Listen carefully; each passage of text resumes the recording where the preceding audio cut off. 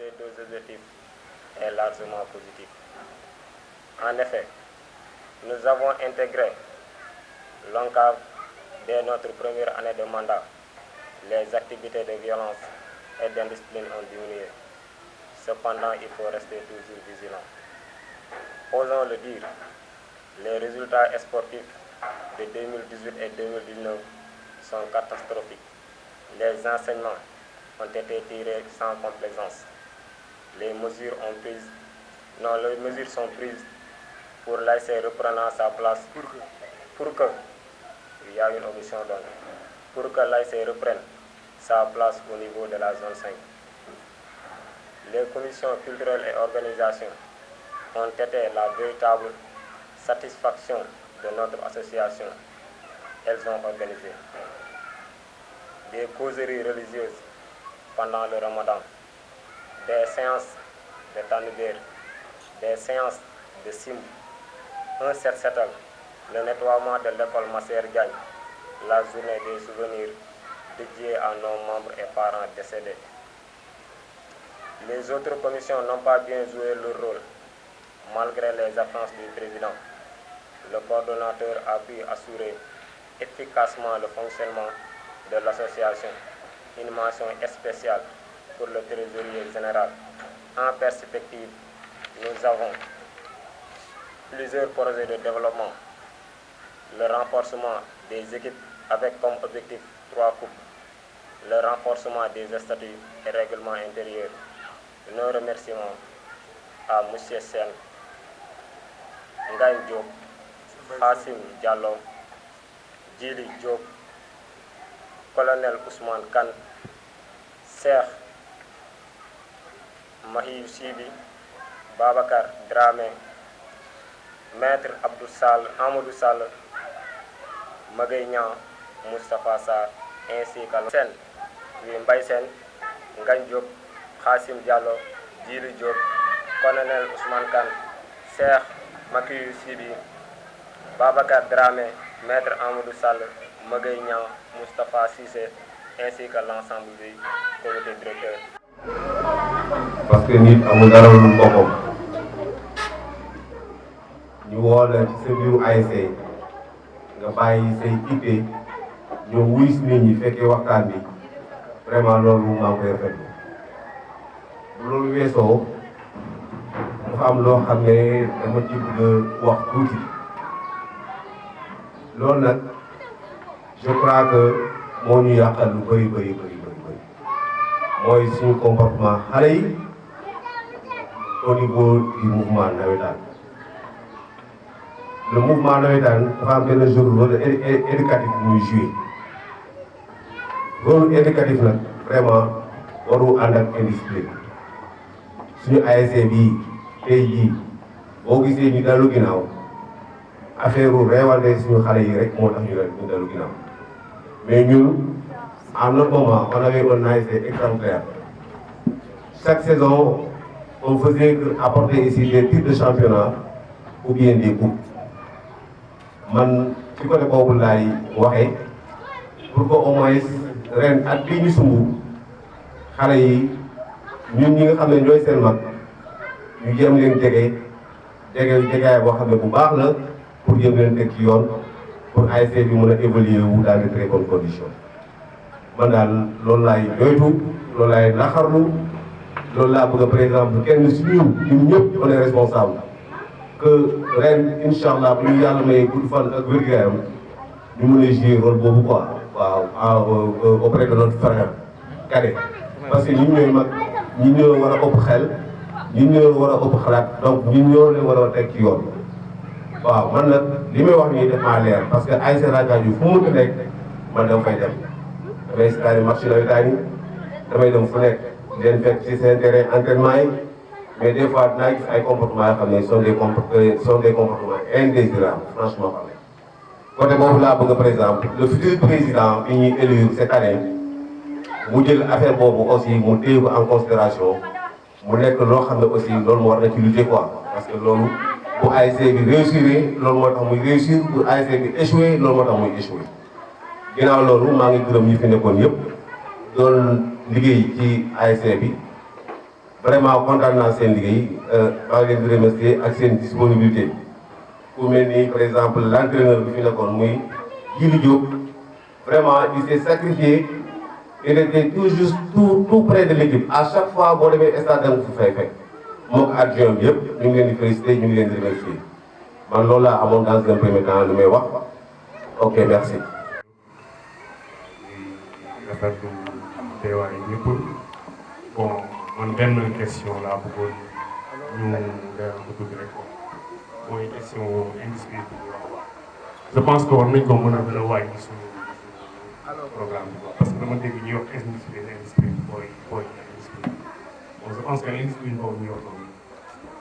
ci dernière année yi ñuy wax moo tax il y a pour jeune François parce que booy defuñu benn affaire boo xamante ni tax na ñuy wax quoi depuis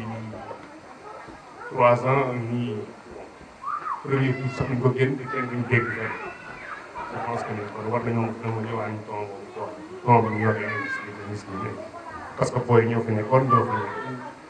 bon pour ñu gën a wàññi affaire boobu rek quoi voilà ñeneen ñi di ko dégg defe nañu yaakaar ñu lépp loolu la quoi y a d'autres choses booy am na beneen affaire bu nekkee mais pas indiscipline rek merci. Mor Diop ñu nuyu kenn ku nekk leen sant leen gërëm leen wax ni lii initiative bu rafet la parce que ASC Rakkaaj tolloon nañ temps yoo xamante ni daanaka ñu ci bëri ku leen wóolu du ñëw parce que peut-être problème mun naa am problème d'organisation la mais aussi problème maanaam nit ñi dévoué lu tax ñu dévoué mooy il faut ñu am benn équipe boo xamante ni lu fi nit ñi def dinañ leen wóolu parce que boo déggee nit ñëpp toog kenn ku ne toog sa kër loolu rek moo taxoon te tamit beneen bi ci nekk mooy fii amuñu lu dul fii fii daanaka bu ñu waxee mën naa wax ne suñu formation administrative yu bëri te ASC bi lañ ko jàngee dëgg ndaxte jamono bi ñu fi nekk secrétaire ci lañ xamee lu bari loo xamante ni jëriñ nañu suñu àdduna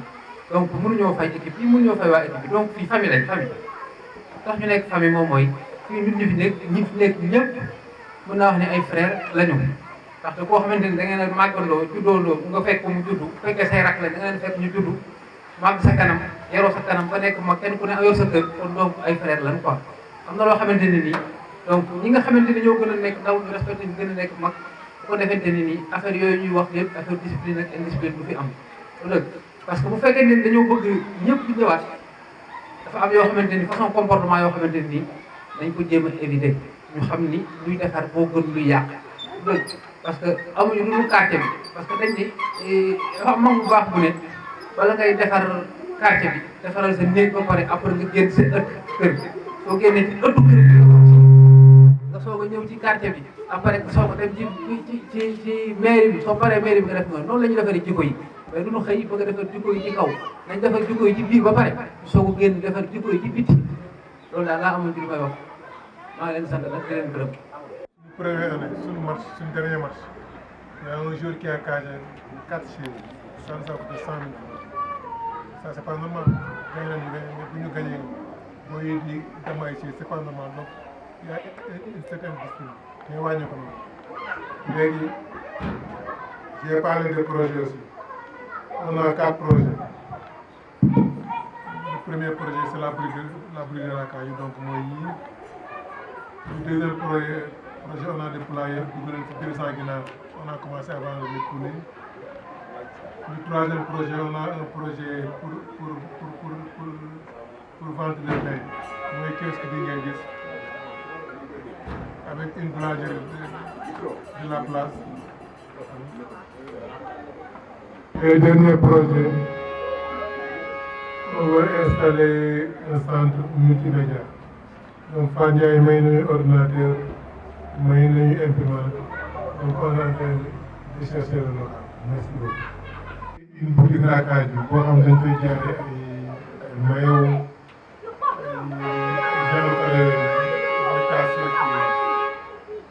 le deuxième projet,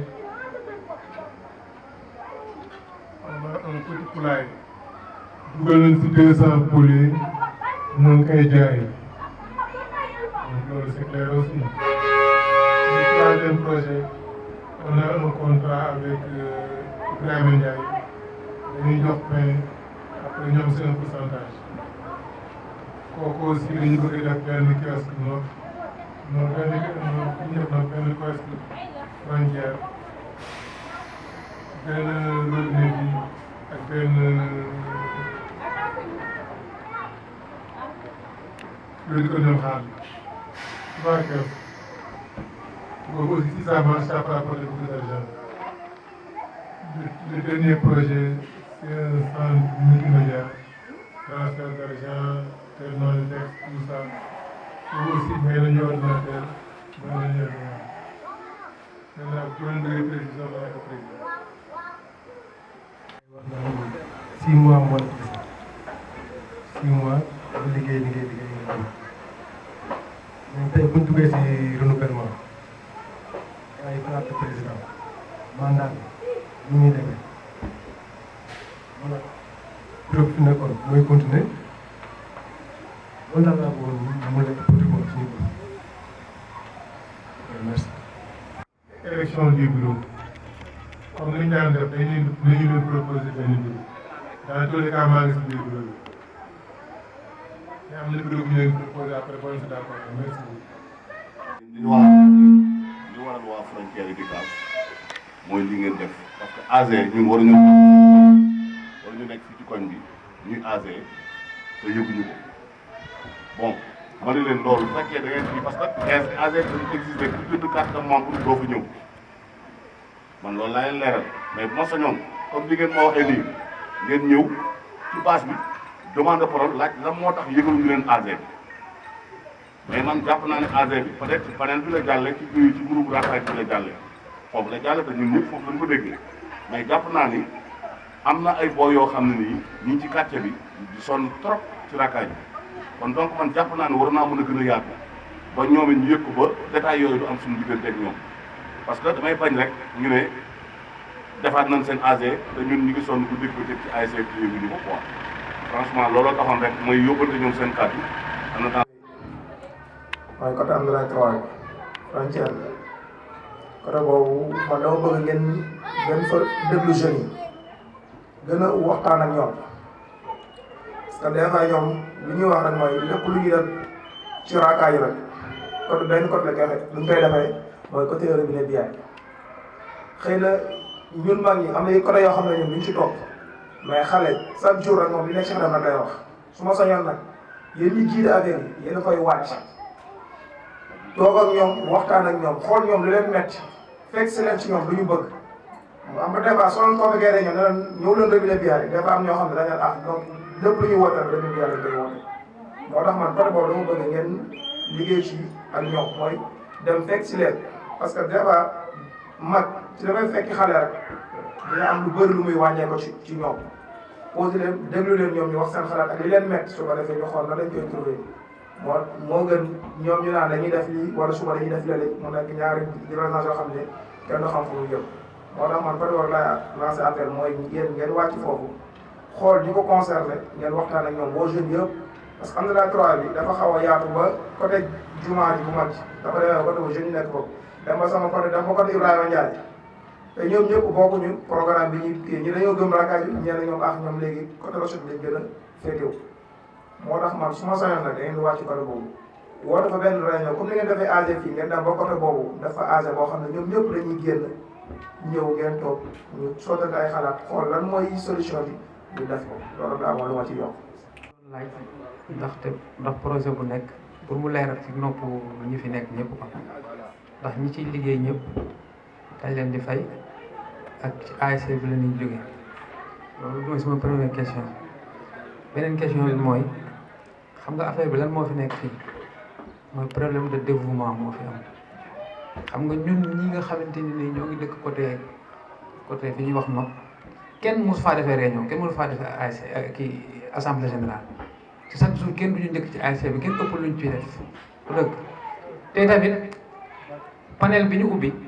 dañ leen parce que mënoo fee nekk depuis 1992 ci nawetaan ba léegi bëgg a continuer ko heure bii xale yi waroon nañoo jël relève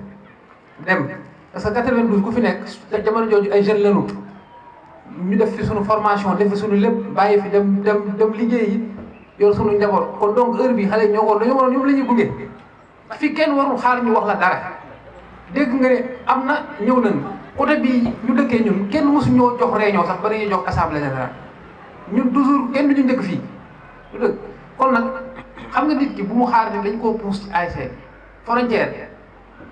yàgg na ñoom ay jours yoo xamante ni yëpp foo la ñuy jógee Ibrahima Ndiaye fa lay jógee ñoom Papis ñoom ñëpp ay ñoom Omar Ba donc xam nga soo toogee nga ni il faut ñu boole ñu ci affaire bi il faut ñu boole ñu ci affaire bi ñëwul nga bokk affaire koñ bi la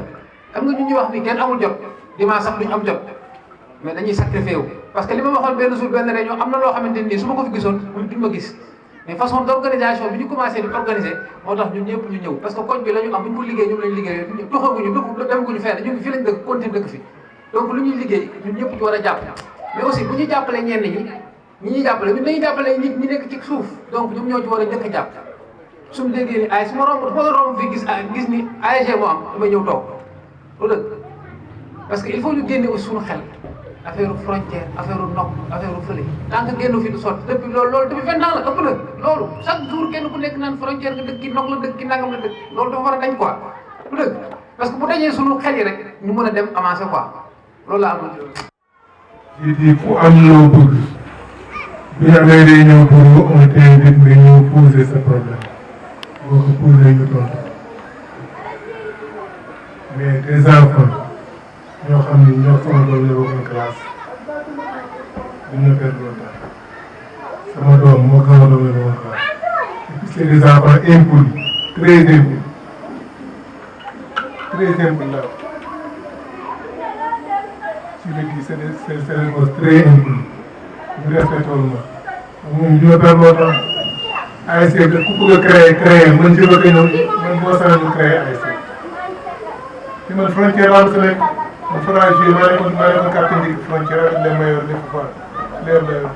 donc je vais passer la parole à Bathie moom mu wax li ñu wax frontière merci beaucoup. fi gars yi toll nii foofu laay wax muy frontière dama waxoon rek moom laay wax ba léegi defe naa ni man dama mos a défendre frontière yàgg na mos naa fi défendre frontière ci lu méttee métti defe naa fu mu mujjee police la mujjee defe naa ni téye nañ ma fa lu mat 5 heures de temps yoo xamante ni dama nekk en surveillance kon donc man kenn gën ma bëgg frontière mais frontière amul problème actuellement yi ak ASC ak Biafra ak problème am fa amul dara nekku fa il faut pas nag am ñoo xamante ni xam naa ne bu baax nekk fii di jël ay xale di leen gonfler di leen may doole ay def leen lii yooyu ñu mën a génne seen bopp fi mu nekk nii amuñu temps boo xam ne dañ koy perte li fi nekkoon passé nañ ko dañuy liggéey dem ci kanam xale yi ngeen di bàyyi di leen pousse naan bi nga bañuy yor lii lañ leen doon defal lii foo lii la leen xamoon ba ci démb bi ñu may installé sama téléphone bi am na ci xam du ko tudd turam amoon na ci doole ci seen côté lépp ma njëkk a wax mooy bi fii nekk lépp dañu ko jox même social bi ñoom dañu leen ko joxoon léegi ñun bi ñu ñëwee loolu dañ ko écarté ñoom looloo tax ñoom ñu taxawee ne leen donc il faut ngeen bàyyi xale yi frontière nga xam ne fa la oligarchie yi nekk ngeen bëgg leen a def ngànnaay pour que ñu leen di fajal seen soxla ak seen ñun dañuy liggéey jëm ci kanam wasalaam. Sur le match contre Ramdan, le même coach est venu nous a dit qu'il a fait une série 350 000 francs. 350 000 francs. Le match de l'inconnu. Après, on les a enlevés, on dit que les sociales du Nord et c'est ce qui s'est passé réellement. Merci beaucoup. Il faut ñu comprendre ñun ay xale lañ déjà avant tout amul frontière nga dëkk da ngay jógee raakaar gi dem taale gi jógee taale gi ñëw raakaar gi ñu ay jeunes dañ doon supporté di yuuxu mais la question nekkul Biafra non frontière loolu problème il faut ñu xam ne ay seer raakaar gi moo soxla bu soxla kenn ku nekk da ngay bàyyi di nga jàpp ñëw taxaw parce que question de quartier la loolu mooy priorité bi mais bu ñu ñëwee ne frontière y a que 2 bandes de gars yoo xam ne ñoo ko nekk bëgg a diriger bëgg a wax lu bëgg a jaaxal nii c'est impossible loolu mënul nekk te gars yi gën ñu ñoo jàng gën ñu ñoo xam circuit bi c'est simple dañuy ñëw ñu liggéey panel bi waxoon nañ ko man Caajaay laa jógee uniquement pour cette réunion sama papa yi am na ñu fi ñëwoon Caajaay fekk boobu bëri démb laa ñëw uniquement pour la réunion kon question de sacrifice la question de dévouement la amul leneen mais bu ñu bëggee tourmenter ak frontière déjà négociation boobu noonu day paraître un tout petit peu impossible parce que def nañ ko gis ni dañoo war a taxawal ay see woote jël seen i affaire rek finalement mu ngi sotti te quoi qu'on puisse dire frontière mënul nekk ay see sans l'appui de l'ASC Rakkal parce que frontière dans Rakkal bi la nekk kon inexistence lañ doon mais pas inexistence bu fekkee ñoom bëgg nañ ko mu nekk dëgg si ñoom c'est simple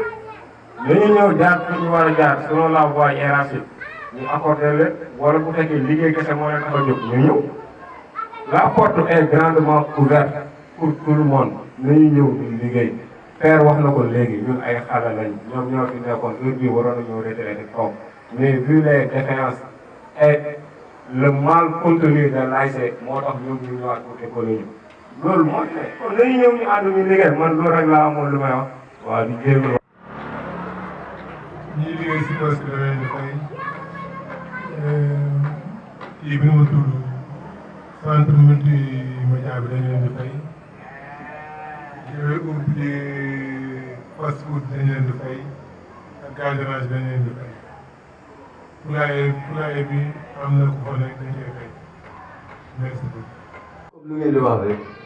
man même à l'université am na yenn yoo xam ne dama ko déploré ay étudiant nangam après loolu laay bañ Rakkal ji suñu Rakkal ji ñun ñëpp la man nag lu ma moom du ma xaar kenn du ma woo du ma wax ñëwal def lii wala nangam dama ñëw dugg lépp lu ñuy def kenn du ma si ëppale man jàmbaar boobu laa xam ay affaire frontière affaire Rakkal kii robinet bi ay affaire nok ak consommation loolu laa bañ a compte parce que man nii peut-être am na yenn yoo xam ne daa war si présenté wu mais mes enfants heure bu Rakkal ji amee mat ñoom ñëpp laa jox biir ñu dem seetaan yi lépp lu mu doon def dinañ ko bàyyi pour uniquement dem seetaan yi affaire bi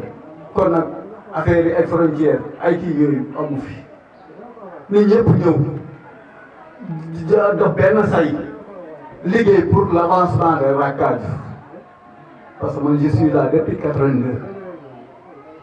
je suis là depuis 82 mes enfants on est ici dégg nga.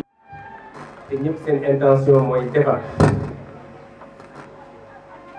bu ñu yàggee ci problème frontière bi ci yàgg di ci discuter noonu sax day indi yeneen problème je pense bien que l'essentiel wax nañ ko ci li ma ciy proposé mooy damay emboîter le pas ci Kéba Biaye parce que bu ñu defee AG ba pare ba xam ne équipe baa ngi fi de am commission dañu war a former benn commission de sage commission de sage boobu yàgg na fi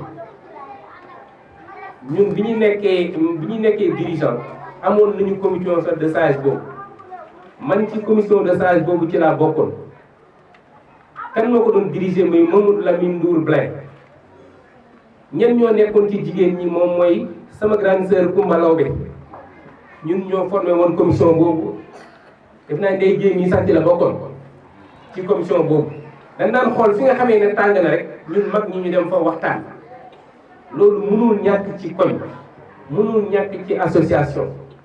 léegi bu ñu defee kii bi ba pare léegi ni ñu dem ci yeneen points yi def kii ba pare ñu formé nag benn commission boo xamee ne ku ci bëgg a bokk ci ñu def commission de sage nga xamee ne problème bu am ci ban point rek moom mooy dem régler ko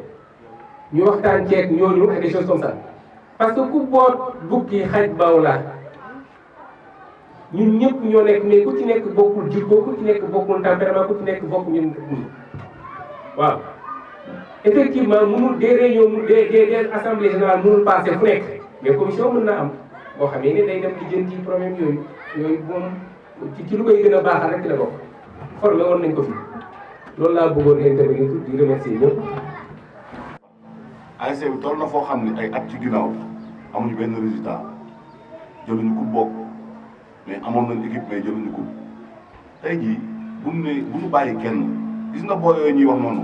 man jàpp naa ne war nañoo mën a dem waxtaan ak ñoom man sax pour man lii du woon débat bi pour di wax ci turu booy yi xëy na dañ ko ubbi nii rek ku nekk di ci mujj di gën a yaatal quoi bon beneen bi toppit Ibrahima Ndiaye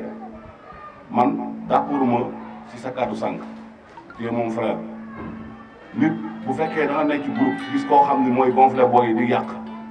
toogal fii ne diw moo koy def sinon ñëpp da nga leen di mettre du nekk à l'aise quoi xam nga parce que man noonu laa xamaa moom wóoroon tey jii si bi mii mooy def loolu muy sama mag dama naa leen si bi mii mooy jël booy yi di leen gonfler au moins ñu wax ak si bi moom mu bàyyi loolu muy def mais man pour man booy sama analyse laa wax de kenn gonfler wu leen seen xalaatu bopp la di yor mooy tey jii nekkoon nañ ci benn mbir jëlee nañ leen ci mbir moomu mer nañu bëgg a créer ay détails parce que boo yooyu dañ daan ñëw di ket ci ñëpp ku xam bu dee yéen ñi daan joxe bopp kuy joxe war ngaa xam boo yooyu dañ daan ñëw ci yow chaque match nga yëkkati li nga am jox leen xëy na loolu amatuñ ko loolu moo waral ñuy tëbëk a dal mais man pour man amul kenn ku ma jàpp ne fii ci Biafra yaa ngi jël boo yooyu di leen wax naan leen yàq leen ak créer leen ak def leen lii man loolu xalaatuma ko beneen bi topp moo colonel man sa kàddu sànq d'accorduma ci parce que yow yaay njiit yow yaa war a defar mais boo taxawee ne les gosses sont impolis chaque jour loolu du defar pour man quoi tey jii booy yi même bu fekkee sax sa kàddu mën nga ko bañ a wax mën nga bañ a wax mais le fait que rek nga jël parole ne les gosses sont impolis sont très impolis man d'accorduma ci loolu parce que dañuy defar tant que yaa ngi defar rek chaque jour rek na kàddu buy bañ a gën a yàq di génn man daal loolu laa amoon ci lu may wax tey ñaan yàlla mi xamal ne lii nga xam ne xëy na mosuñu ta am muy man sama xalaat mooy lii nga tàmbalee tey jii man jàpp naa ni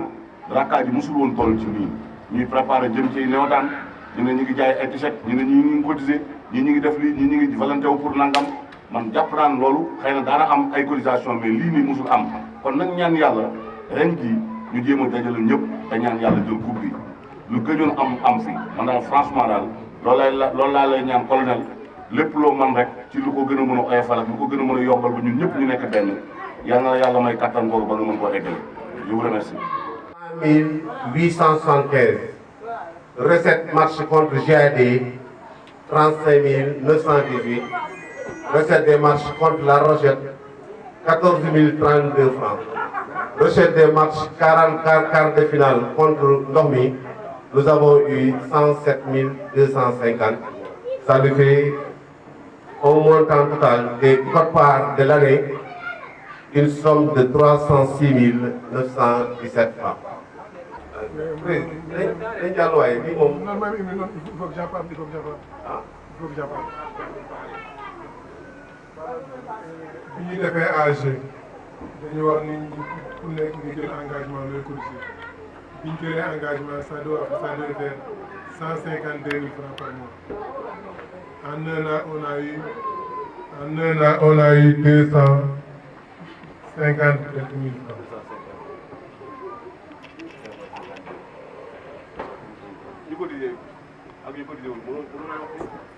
man du ma ko wax noonu ko rek man damay wax mais nay leer aussi comme ñun aussi dañ naan président dafa nekk duñ ko gis duñ ko ci tout ça il faut que aussi que nous aussi on réponde. 152 000 la ñu am. non 152 000 bu fekkoon ne ñëpp cotisé par mois chaque mois on devait avoir 152 000 francs chaque mois. mu nekk 1 million 3. ñëpp xam nañu ko. ok. fii ay contributions la. voilà fii nag ce sont des contributions volontaires comme ren bu commencé nii lii moo fi amoon daaw contribution de Pape Kouma 100 000 francs ressources personnelles 35 000 francs personne ressources 35 000 francs personne ressources encore 50 000 francs contribution de Laurent 10 000 francs contribution de Djili Diop 25 000 francs contribution de Ngagne Diop 50 000 francs contribution de Moustapha Sarr 20 000 francs colonel Kang douanier contribution 150 000 Makouma Dioune contribution 100 000 Madou Diagne contribution 30 000 Pape Khouma ñëwaat encore joxaat 40 000 Ablaye Fall joxe 50 000 Ablaye Fall joxewaat 20 000 francs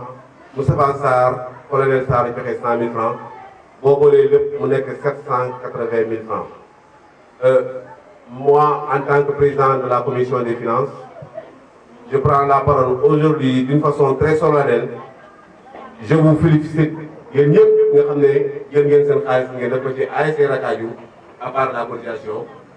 li ngeen def yàlla leen ko yàlla fay defal leen ko kenn suñu bopp lañ ko defal ñu ñoo ko moom. ok merci du courage bu reeree nag li xool ñaari junni da joxe ñeenti junni ok merci. Subvention de la commune de Thiaroye Gare. La subvention de la commune de Thiaroye Gare ñëpp xam nañ ko 200 000 francs muy nii. Ok, on va devant. Maintenant, on va à la partie droite du tableau financier de l'ASC Rakaju qui résume la totalité des dépenses exécutées au cours de l'année. La présidence a utilisé une somme de 101 810. La commission administrative a utilisé une somme de 741 790. La commission des finances a consommé une somme de 141 500 francs. Commission recherche des moyens et partenaires. Il y a la commission sportive, la commission clé de l'ASC Rakaju, qui a utilisé une somme de 1 431 100 francs. La commission culturelle, 223 900. La commission communication,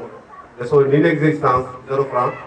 La commission de développement, de son inexistence, 0 francs. La commission éducation et action sociale, malgré les projets du président, ça n'a pas fonctionné. Il a consommé 0 francs. La commission de formation et projet, consommé 0 francs. La commission organisation et animation a consommé une somme de 137 000 francs. La commission médicale, 36 000 francs. Ça nous fait un montant de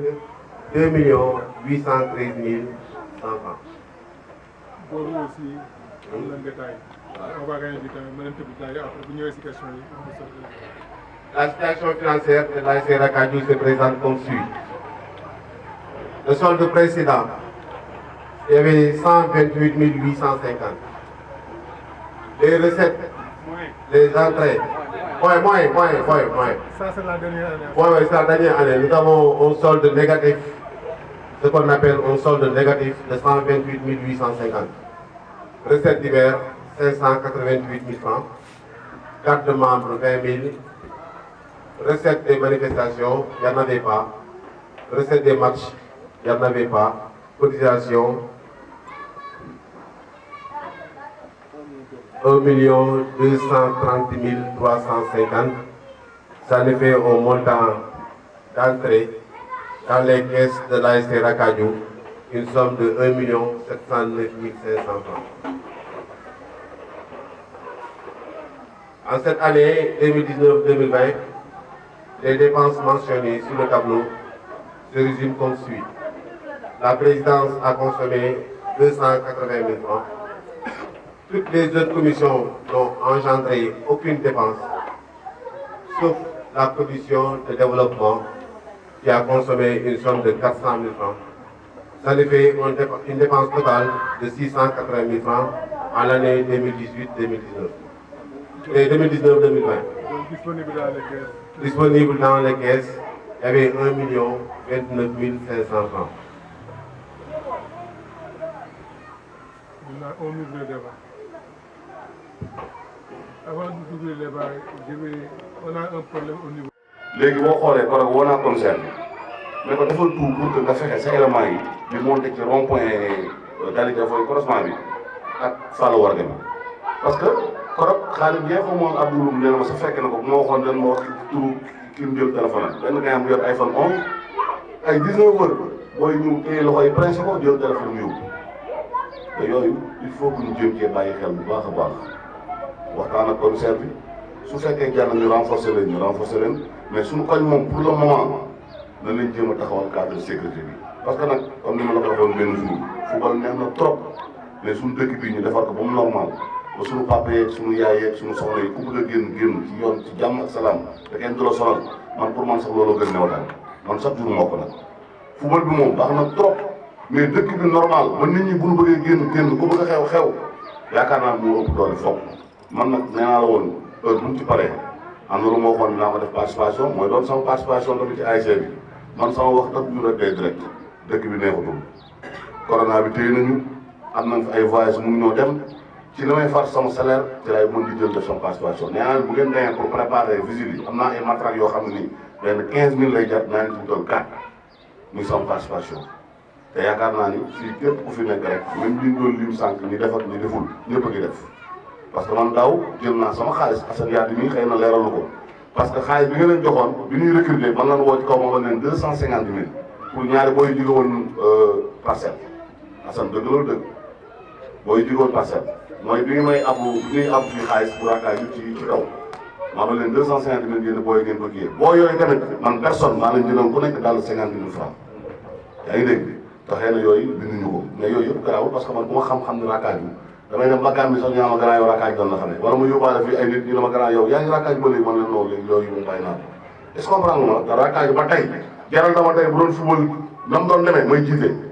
di def dama daan def doon gone bu ndaw ba léegi loolu mën naa ko mais daal li ma mën a yërëm mooy football bi neex na trop. kenn amul jot parce que ñun ñi dañu doon bàyyi suñuy jëkkër suñu kaw la ñuy ànd ak ñoom ba ay 2 heures du matin di dugg ci biir kër yi di fayeeku xaalis mais nag sécurité bi boo leen ko bëggee teg te oowu leen quartier bi ngeen jéem a réunion ñoom wax leen lii fulla ak fayda du dem même boo leen fi tegoon agent yi gën a fort ci dëkk bi te ñoom ñi fi nekk nanguwu ñoo fay parce que da ngay dem di fayee guddi 1000 francs rek nga daan fayee guddi da ngay gis kër boo xam ne dafa nekk ci ay locataire kenn xamul nu mu toll benn 1000 francs moo fa war a génn pour nga jot 1000 francs yi sax da ngay am problème parce que duñ la ko jox da ngay dem ñu parfois da ngay dem sax ñu manqué de respect ñi fi daan joxe mooy dem si yàlla Ba Dia ak Ba Dia bi ñoom xooluñu lu ñuy jox da ngay dem yëkkati sombu takku jox la nga dem sa yoon mais fii am na fi ñoo xam ne ñu ngi fii ci assemblée bi am na ñoo xam ne sax da ngay dem seen kër duñ la fay loolu mooy dëgg yi fii nag buñ koy commencé dañ koy commencé ci ñun ñii ñun ñoo war a njëkk a taxaw buñ nee fay ñun nañu fay mais bu fekkee ne bu fay jotee ñun ñi nga xam ne ñoo ngan kii fii duñu fay kon keneen du fay wasalaam. bii bi ñëwee tamit colonel bi ñëwee tamit wala ñoom dafa def mais man pour mën a regrouper les gens qui connaissent quand même la sécurité man loolu laa mën xëy nag y a 15 jours def moo ko parce que peut être considéré wul dimanche boo xam ne dama fi doon nekk xëy na loolu moo tax mais ñi nga xam tey ñoo def sécurité bu am solo ñëpp mën a kii mooy taal ak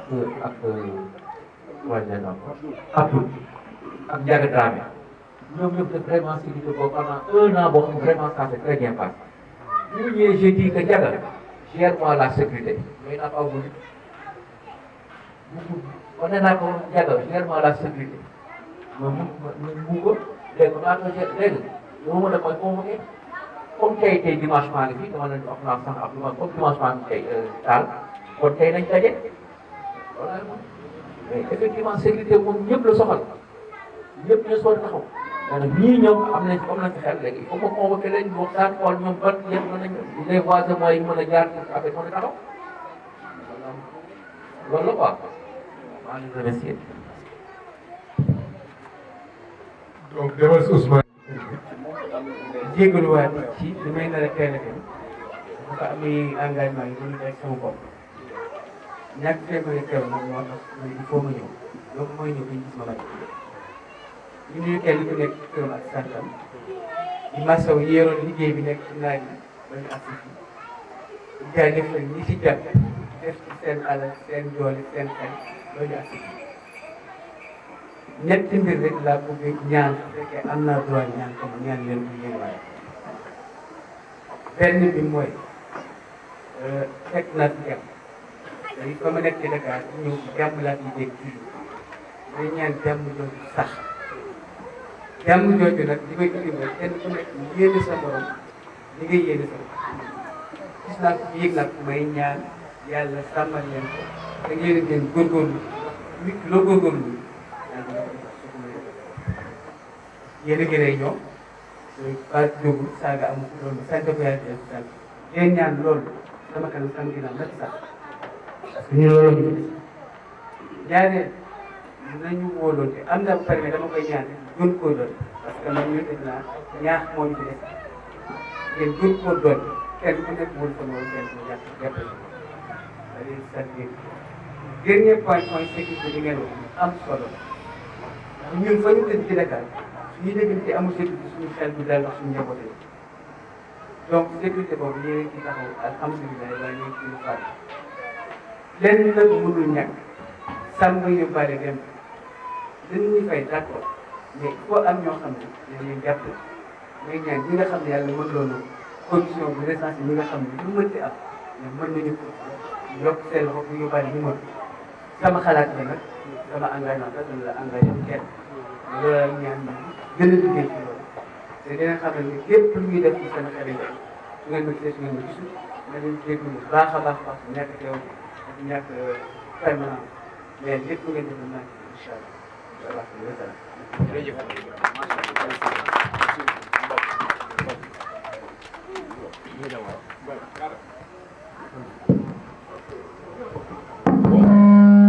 dafay garder statut président bi mais dafay délégué Ibrahima Ndiaye boobu mu nekk manager je pense que peut-être loolu laa comprendre ba tax ma bëgg a laaj ndax noonu la ou bien dafay délégué lépp Ibrahima Ndiaye comme président parce que le fait Ibrahima Ndiaye aussi nekk président pour man gis ba ci leneen lu kii ah parce que Ibrahima Ndiaye war na mën a nekk président ay Dakar bi te man je suis pas d'accord que mu nekk président Dakar bi donc di wax ne rek donc ñun aussi dañoo bëgg moom bu continuer nekk ci kaw vraiment ñu koy jël ci kaw pour mu délégué Ibrahima Ndiaye mu nekk manager donc vraiment loolu rek laa amal lu ma doon wax. Ngagne Diop membre Rakaaj du ma mës a nekk président fii ak waa zone yi fii ak benn groupe boobu ñu ngi ñu jàpp jël ñu en otage du ma mës a nekk président parce que man bu ma nekkee président ASC Rakaaj bi bokk.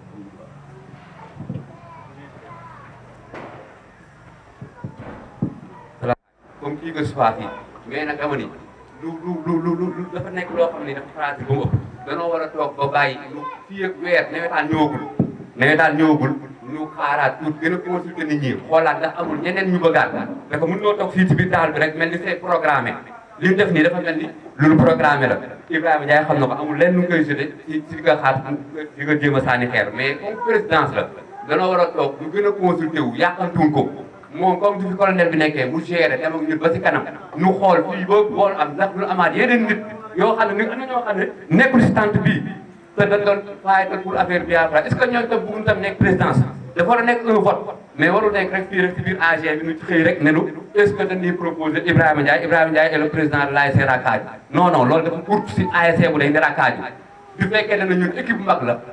la war nañ consulter bu baax a baax ku ñu def président c'est pas que nag Ibrahima Ndiaye nii c'était mon jour moo nekk sama lépp ñu ko foofu déedéet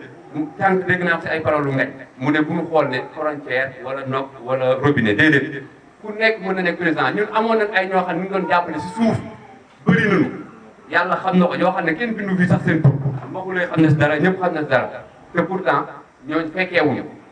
fekkeewuñu am na yoo xam ne soo ko defee te consulté woo ñooñu sax mën nañu wax ne ñooñu yëguñu léegi nag lu xaaraat lu préparat loolu ne dañuy def benn réunion boo xam ne uniquement pour fal kan mooy remplacer colonel bi comme tam lu ma koy wax tamit mu revenir à tamit est-ce que tamit moom mënu fee nekk mu bàyyi Ibrahima Ndiaye ci suufam peut-être que tamit comme lu mu waxoon noonu sànq loolu tamit mën na nekk mais tamit du ne dañuy jël présidence tey indi tey benn nit circonstance lu mat même pas 50 personnes non non. il était là ñu ñëw assemblée générale am benn rapport boo xam ne dañ ko war a yóbbu au niveau de la zone n'est-ce pas maintenant comme loolu mënatul xaar ñu ñëw ñu ne kan moo bëgg a nekk président maintenant les absents ont toujours tort ça a toujours été la réalité de la chose ñëwuñu AG bi dëgg la am na ñu ne yëguñu ko mais tas na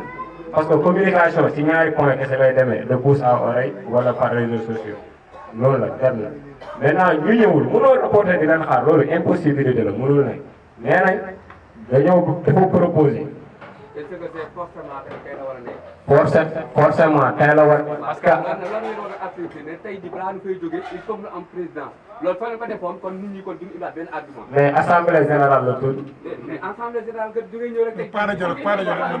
ok je passe la parole à Père Daouda Baba. mais je vous explique balaa ñuy commencé dañ jox ordre du jour ni lecture de rapport adoption de rapport. installation du comité directeur et puis élection du bureau ñëpp d'accord si ordre du jour amatul problème ñi tardé ñoo tardé boo ñëwee nga tardé fekkoo réunion bi doo ñëw digg période réunion il faut qu'on soit sérieux. suivre lu ci nekk point par point ci biir assemblée générale bi dañuy élire bureau ci biir assemblée générale bi ñëpp toog la ñuy élire bureau bureau bi nag bu ñu koy élire wala bu ñuy élire bureau yi ñaari kii moo ci am d'abord dañuy wax kan mooy volontaire su amagul volontaire mu am proposition ki ñuy proposé d'accord ne moom proposé la ñu laaj assistance bi ndax d'accord ngeen ci moom suñ ci d'accordee baax suñ ci d'accord ñu voté xool noonu lay dégg mais assemblée générale bi ci la ñuy defee bureau bi pour mën ko yóbbu présenter ko à la zone benn ñaareel bi aussi am na lu ngañ wax lu am solo mu ne parce que bu ñu demul bu zone soppeekuwul du mën a kii mais zone ñun ñoo ko mën a soppi nun koy soppee suñu représentants yi ñu yóbbu des représentants yoo xamee ne de qualité la ñu mën a jël poste yi nekk ci zone ça a été toujours comme ça ñun ñu nekkoon zone yëpp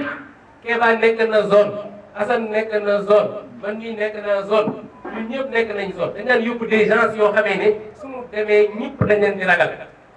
parce que seen connaissance ci kii bi wala bu ñu jàngee mokkal man mii nekk naa membre CQRP di tranché produit ah kon ni ñuy yóbbu des gens bu ñuy dem zone ñu yóbbu des gens yoo xamee ne ay xale wala des choses comme ça yoo xamee ne xarañ nañu pour que ñoom ñu mën a xëccoo place yooyu nekk fa loolu mooy waral ñu mën a am. am na presse bi moom moo fa nekkoon li ñuy def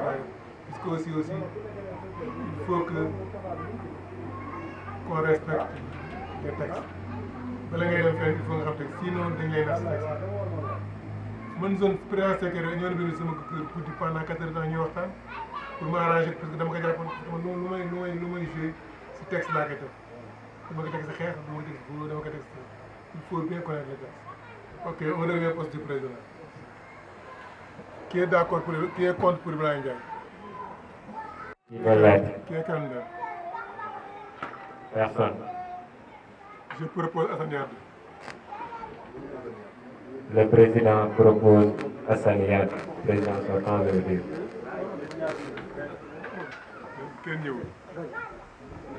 Qui est contre?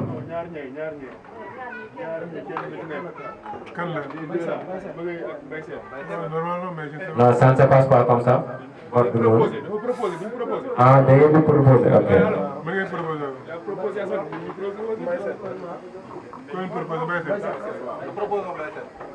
Oui.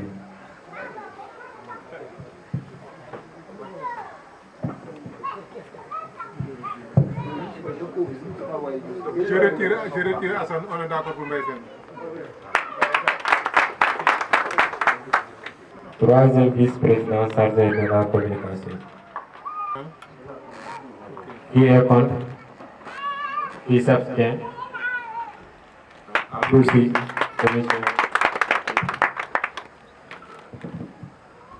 Commission d'organisation et culturelle. Commission sécurité. Commission sécurité, qui est candidat?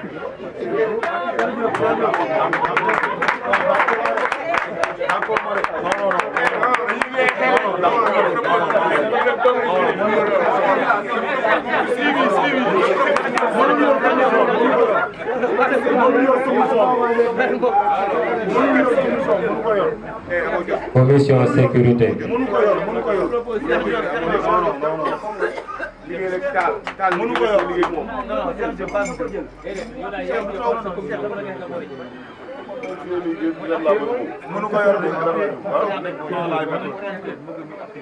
Non, on vote. Moi, je suis contre. Un contre. Qui s'abstient? Quels sont ceux qui sont pour? Non. Pour dégg-dégg. Tuuti Sagna. Qui est contre? Qui s'abstient? Quels sont ceux qui sont pour? Joël Sagna. Tuuti Sagna donc. On est un.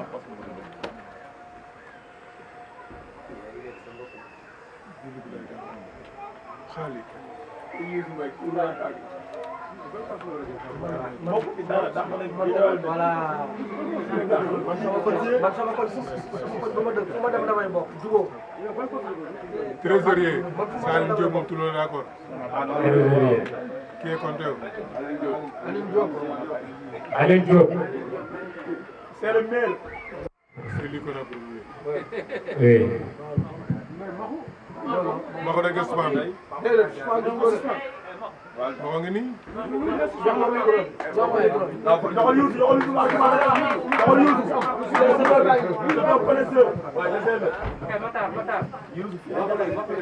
c'est-à-dire kaw ma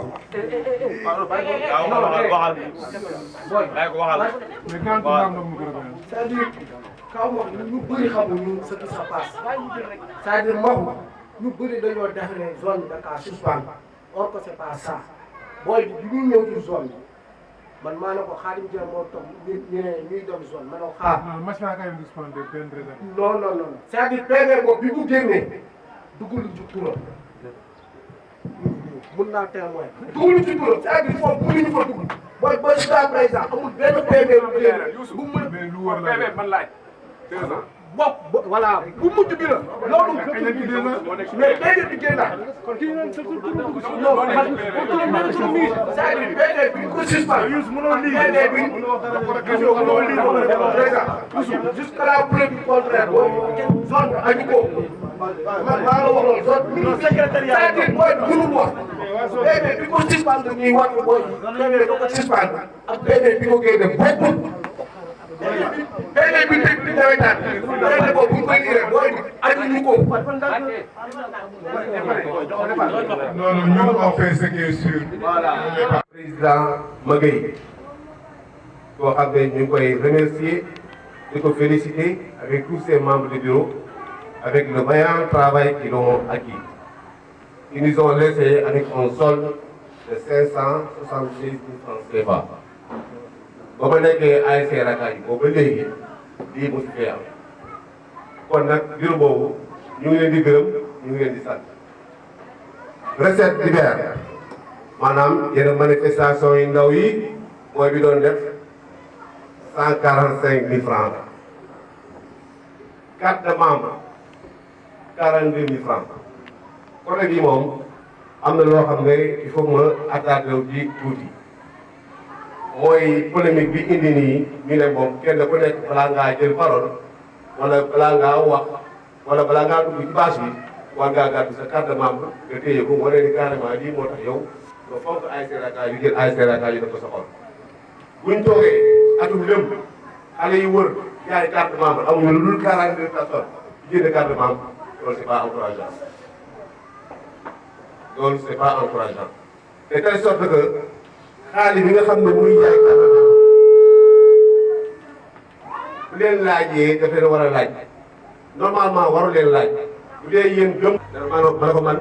je suis polygame je vais acheter 2 cartes de membre de plus que le mien waaw. waaw recette des manifestations 261 000 recette des matchs 306 000 cotisation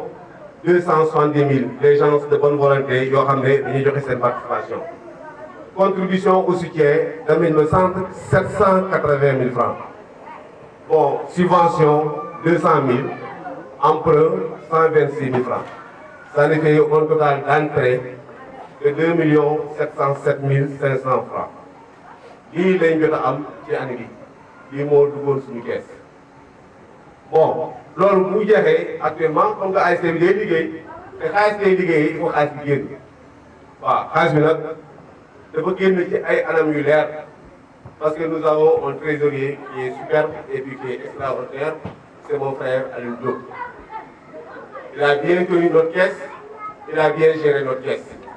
ñëpp ñu ngi koy remercier di ko féliciter de son exemple de par le biais de l'ASC Rakaaj ki la dem ba monter grade ba waa stade Thiaroye jël ko mu nekk seen trésorier kon nag kooku moom loxoom set na amuñu la muy wax waaw on le remercie on le félicite vraiment on souhaite que vraiment li muy liggéey nii mu gën ko yokk parce que actuellement Thiaroye képp koo wax affaire trésorier duñu wax ma Samba duñu wax ma Demba Aliou Diop la ñuy wax waaw donc. dañuy am détail boo doon détail mën nañu bu dee boo leen bëggee par exemple détail bi mu détaillé ko waaw. waaw recettes diverses si jaay portable am nañ bénéfice 30 000 francs. On a vendu 4 Lacoste à 20 000 francs. On a vendu 2 Lacoste à 10 000 francs. Vente autocollant 85 000 francs. Somme boobu boo ko boolee moo la jox recette diverse 145 000 francs. Les cartes de membres. Vente de 4 cartes de membres à 4 000 francs. Vente de 4 cartes de membres à 4 000 francs pour 8 000. Vente de 22 cartes de membres à 22 000 francs. Vente de 12 cartes de membres à 12 000 francs, ça nous fait un montant de 42 000 francs. Recette des manifestations. Recette de la causerie religieuse, bu ñu defoon fii si jumaa ji am nañ ci bénéfice 79 000 francs. Recette causerie religieuse du 4 juin 2018 am nañ bénéfice 16 000 francs. Recette Tandebéer am nañ bénéfice 10 000 francs. Recette 4 jours de Simb am nañu bénéfice 100. Abdoulaye Diatta, secrétaire général. Quels sont ceux qui sont contre? Man dama jaaxal mooy que yow tubaab bi voilà tu es là-bas et les secrétaires rek moom mooy il faut nga leeral ko mu xam. dañuy julli. Président jaajëf defal point moom mën na la jàppale si commission bi. Président.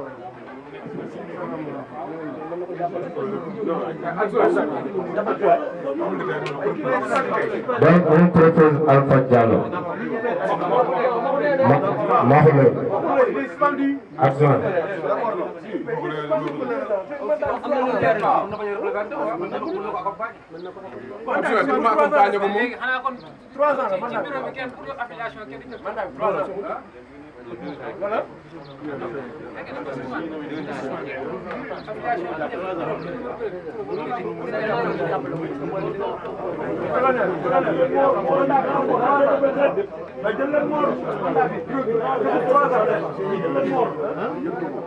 mais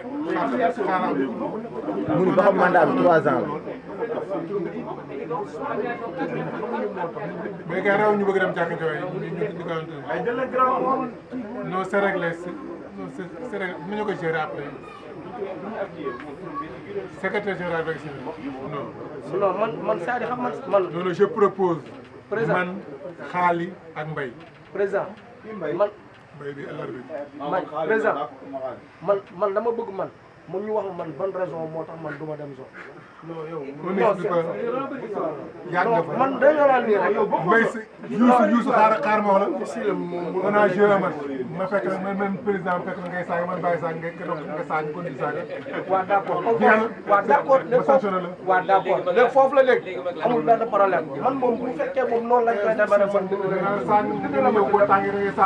non non garaawul loolu amul problème bu fekkee loolu nga téye man génne leen ma ci lépp man génne leen ma non si ci biir président boobu nag mooy xool ñan la mën a liggéey ñu liggéey ak ñoom mais président yi dañuy fal ci commission bu ci nekk moom mooy doxee après nag président bi mooy xool ñi nga xamee ne nag mën nañu liggéey ñu ak ñoom ñëpp parce que dama maa ngi bokk commission Cheikh bi déjà inscrit naa ci commission Cheikh. kon may na leen 5 minutes d'hiver 5 minutes lay may. ak gauche bi yàgg nañ koo seetaan yàgg naa toog nii di la seetaan yàgg naa mbaxal di la seetaan donc di remercier ñëpp ñoo xam si ni participé nañu de près ou de loin ci équipe bi ngeen ñu nekk xale di leen seetaan ba tey ngeen ñëwaat pour capture leen bi li mu bëgg attirer attention wu président yow laay interpeller directement mooy football de quartier mooy nawetaan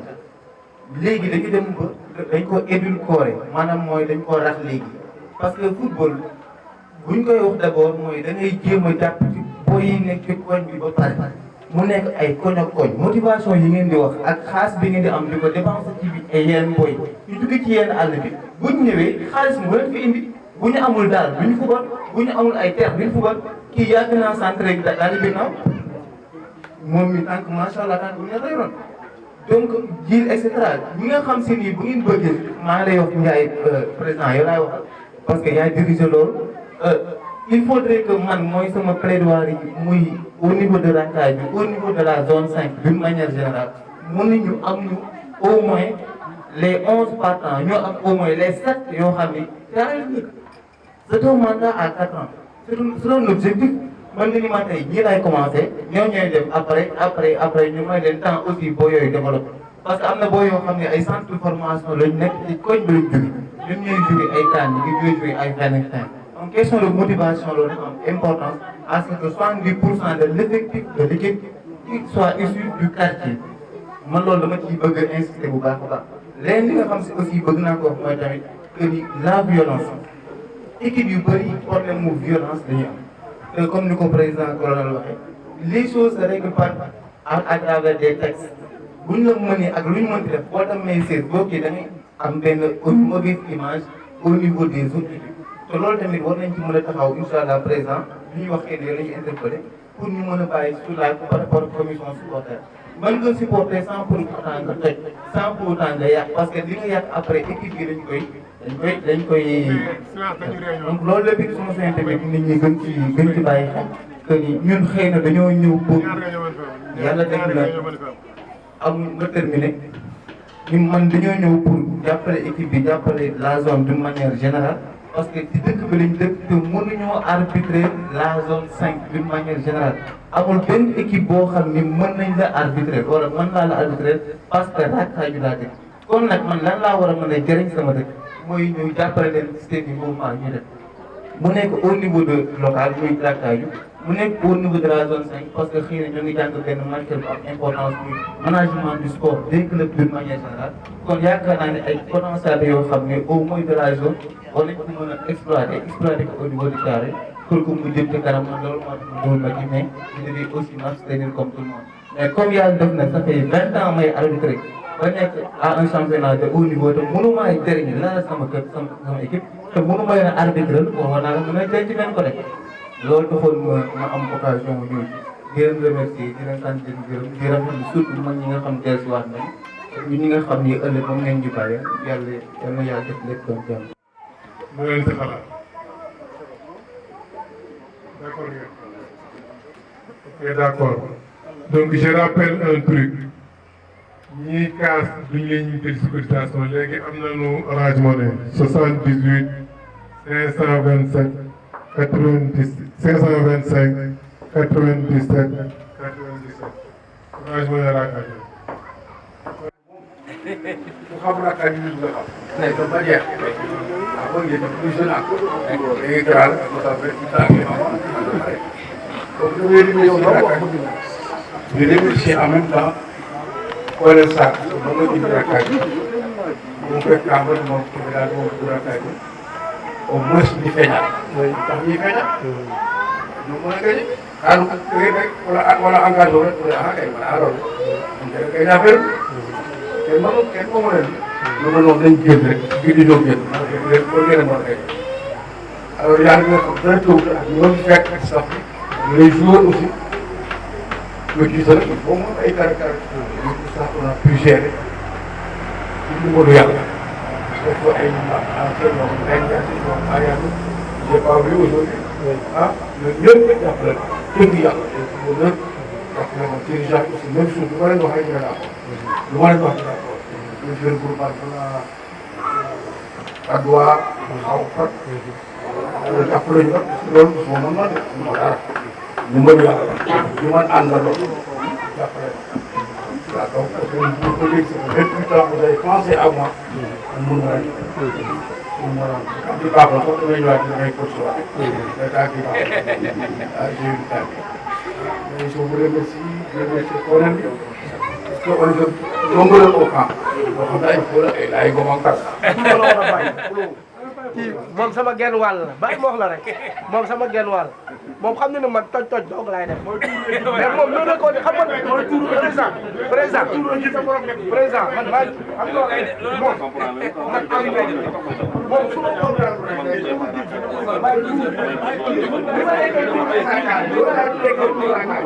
su ma la ma ko la ma lay dox moom moo may programme léegi ma ko def mais lambal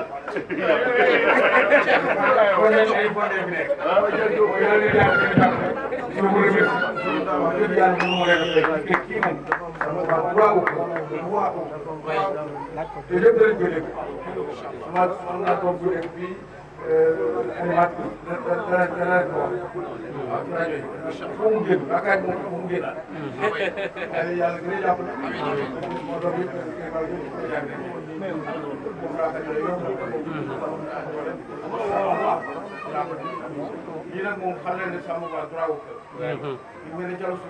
yow mun na fi bañ a ñëw mais dafa fekk daaw ci renouvellement yu passé daa am benn ASC bu ñëw mun naa ko citer Rosat mu ñëw ba foofu ñu indi ñaari accréditation léegi xamuñu woon ban moo ci waroon nekk bu valable léegi pour ñu éviter yi moo tax ñu ne ASC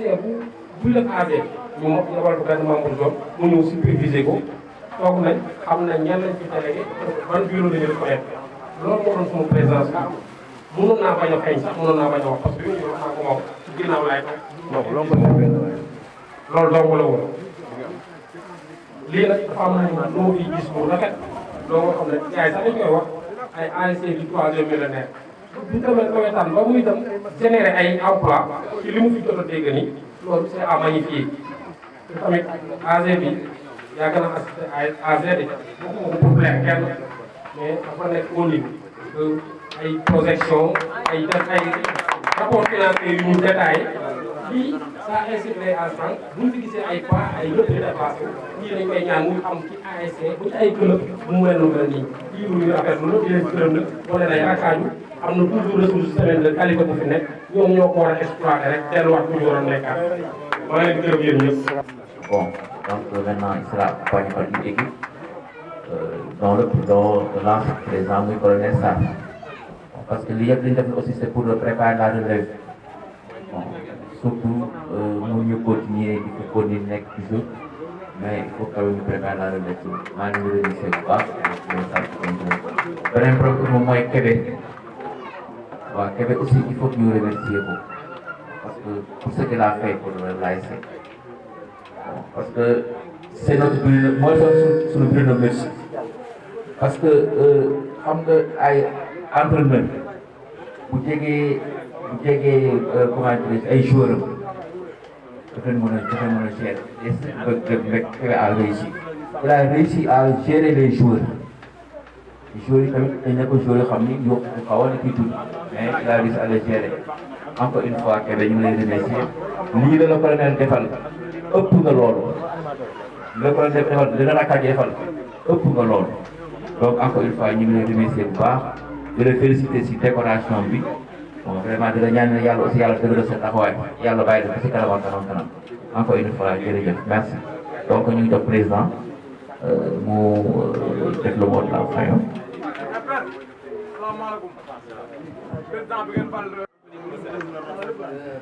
maa ngi nuyu ñëpp siyaar ñëpp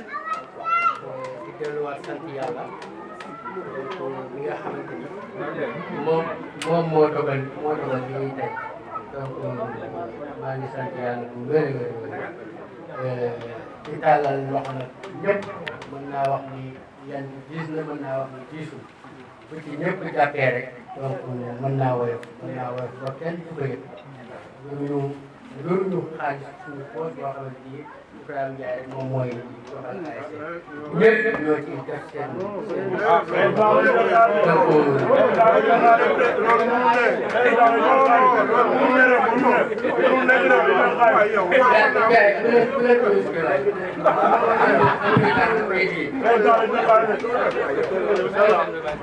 waaw di lancé appel boobu rek di woo ñëpp di jox ñëpp loxo taale ñëpp loxo pour que ñu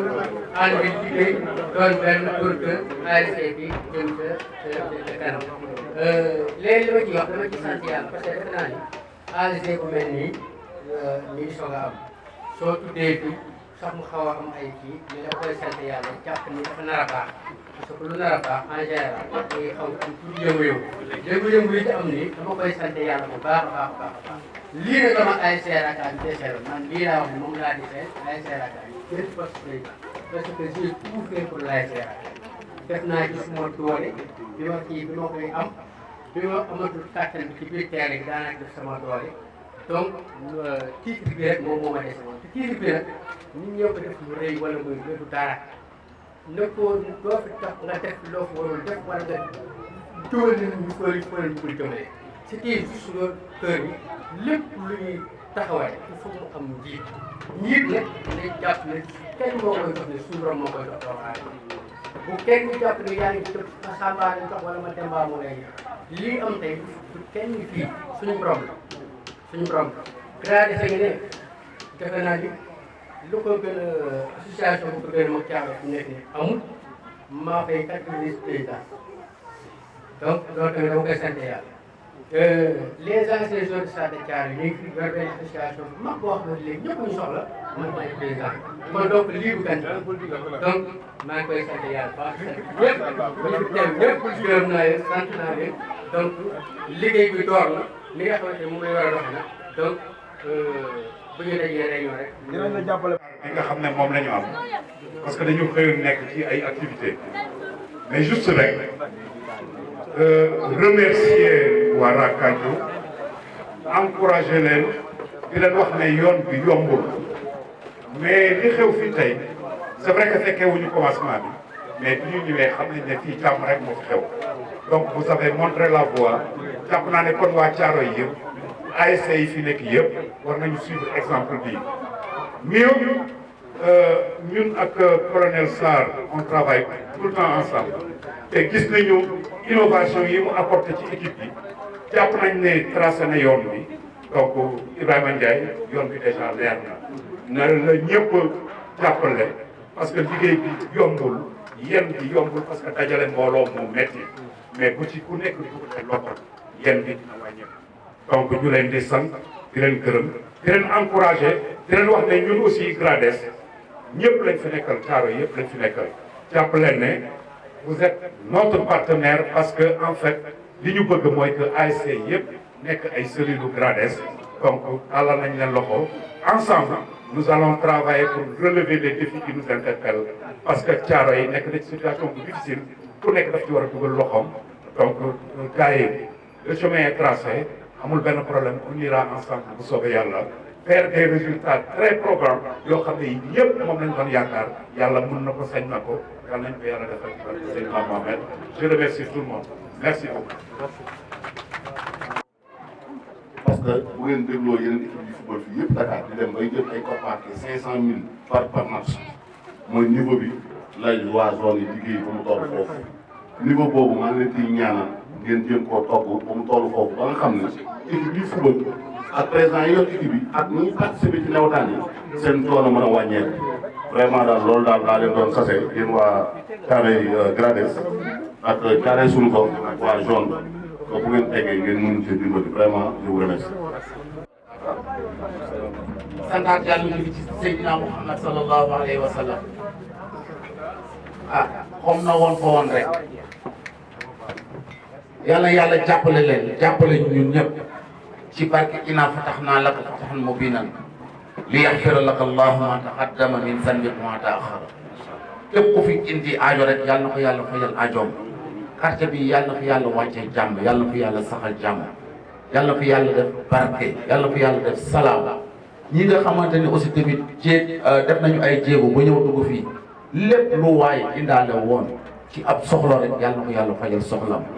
lépp la nga xamante ni aussi tamit ñu ngi koy mébét ci développement quartier bi aussi tamit ah yàlla ci jiitu ah di ñaanal aussi le nouveau président ñu ngi lay ñaanal que vous franchissiez tous les obstacles de la réussite ñu ñëpp incha allah dinañ ci jàpp baax a baax du jaage nawetaan nag ak présidence dafa am lu muy enrôler lu bëri bëri yow da ngay jiitu ñu topp sa ginnaaw y a beaucoup de présidents de commission ñun ñëpp incha allah bu ñu doxalee rek bu soobee yàlla ak yonent bi rek duñ ko bàyyeeg yow bu ko defee ñu def Fatiha salaatul Fatiha juróom-ñeenti allahumma salli